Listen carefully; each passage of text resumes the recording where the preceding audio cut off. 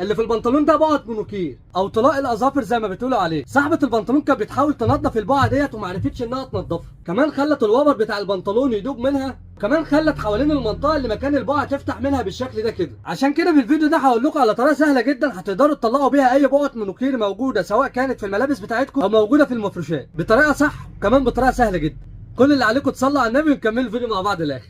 معظم الناس لما بتلاقي بقعة مونيكير زي ديت اول حاجه بتفكر فيها ان هي بتجيب منظف وبتجيب فرشه وبتبدا ان هي تدعك البقعه دي، بس للاسف الطريقه دي ما بتطلعش بقع المونيكير وكمان ممكن تاثر على الوان ونسيج الملابس. عشان كده دي افضل طريقه هنقدر نطلع بيها بقع المونيكير بكل سهوله. اول حاجه بنجيب كيس شفاف وبنحطه تحت البقعه ما بين الملابس عشان البقعه ما تجيش على مكان تاني. وطبعا اي حد بيستخدم المونوكير بيبقى عنده اسيتون بتاع مزيل طلاء الاظافر، بنحطه مباشر على البقعه بالشكل ده كده وبنسيبه زي نص دقيقه، وبعد نص دقيقة بنرجع نكرر نفس القصة، بنحطه برده شوية على البقعة، بنكرر الموضوع ده زي مرتين تلاتة وده بيخلي البقعة تفك معانا أسرع.